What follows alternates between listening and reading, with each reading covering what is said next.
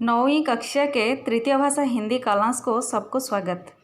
बच्चों, हम इस वीडियो में अर्धवार्षिक परीक्षा प्रश्न नमूना को आधार करके श्रम की प्रतिष्ठा विषय का प्रश्नोत्तर आलोचना करेंगे। अर्धवार्षिक के लिए प्रश्न नमूना दिया गया है। गद्य से एक शब्द में उत्तर दीजिए, एक वाक्य में उत्तर दीजिए और खाली जगह भरिए, ऐसा ही प्रश्न आएगा। पहला प्रश्न नमूना हम देखेंगे, एक शब्द में उत्तर दीजिए। श्रम की प्रतिष्ठा विषय में जो प्रश्न आएगा यहाँ पर हम आलोचना करेंगे। आचार्य विनोबा भावे का पूरा नाम क्या है? विनायक राव भावे। विनोबा भावे का जन्म कब हुआ था? उत्तर है 11 सितंबर सन 1895 ईस्वी। यह पृथ्वी किसके मस्तक पर स्थित है? शेषनाग। भूदान आंदोलन किसने किया था? आचार्य विनोबा भावे। धर्म पुरुष किसे कहा गया है? जो शख्स पसीने से रोटी कमाता है। शैतान का काम कहाँ शुरू होता है? जहाँ समय फाजिल पड़ा है। किसकी इज्जत करनी चाहिए? काम। कौन धोती और खाने का अधिकारी था? ब्राह्मण। सफाई कर्मचारी को साफ रहने के लिए हम क्या नहीं देते? साबुन। मेहत्तर माने क्या?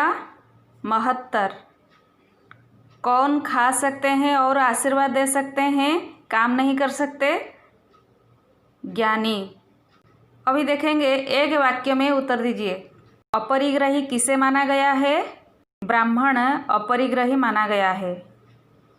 बिना काम किए जीवन कैसा बनता है? बिना काम किए जीवन पापी बनता है। किसका मूल्य समान होना चाहिए? काम का मूल्य समान होना चाहिए। गांधी जी कौन सा काम करते थे? गांधी जी दिमागी काम करते थे और सूत भी काटते थे। इसको हम नीच मानते हैं। शरीर श्रम करने वालों को हम नीच समझते हैं। मेहत्तर का माने क्या? मेहत्तर का माने महत्तर। मजदूरों को नीच कौन समझता है? देहाती लोग मजदूरों को नीच समझते हैं। किसने कहा कि सीता को दीप की बाती भी जलाने नहीं आती? माता कौशल्या ने कहा कि सीता को दीप की बाती भी जलाने नहीं आती। कृष्ण ने धर्मराज से क्या कहा? कृष्ण ने धर्मराज से कहा कि उन्हें भी कुछ काम देना चाहिए। ज्ञानी क्या नहीं कर सकते? ज्ञानी काम नहीं कर सकते। राजस्व यज्ञ किसने किया था? राजस्व यज्ञ धर्मराज ने किया था। शेषनाग किसे कहा गया है? मजदूरों को शेषनाग कहा गया है, या जो दिन भर शरीर श्रम करने वाले मजदूर हैं उन्हें शेषनाग कहा गया है। कौन धर्म पुरुष हो जाता है?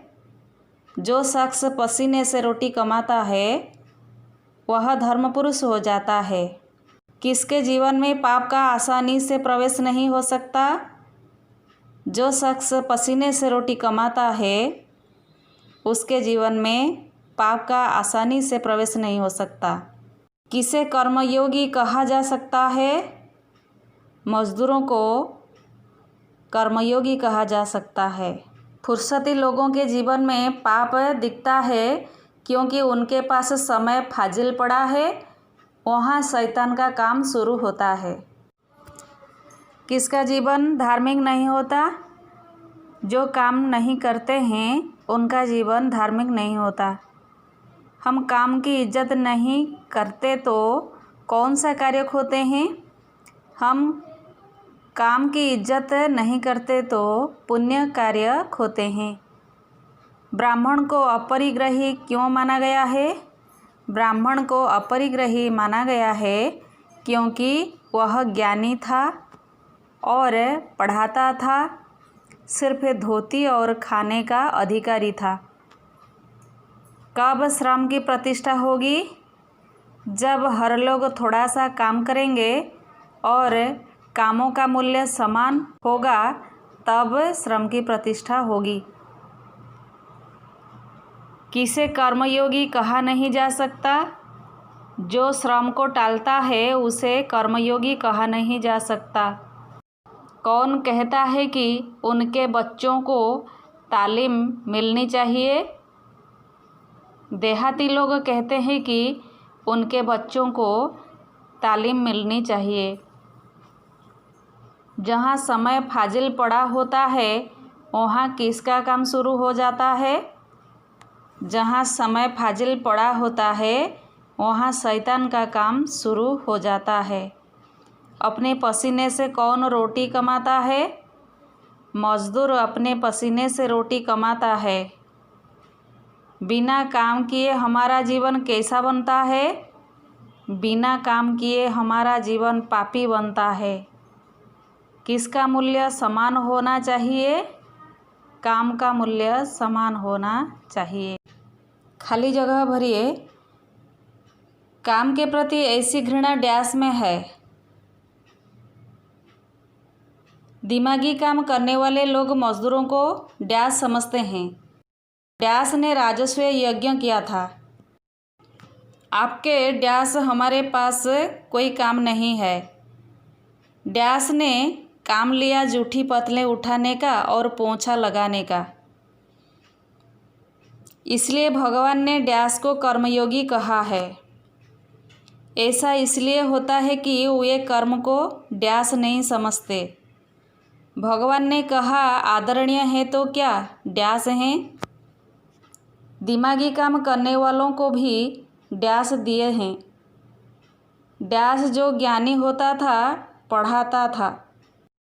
उसका उत्तर है मजदूरों, नीच, धर्मराज, लायक, भगवान, मजदूरों, पूजा, नालायक, हाथ, ब्राह्मण।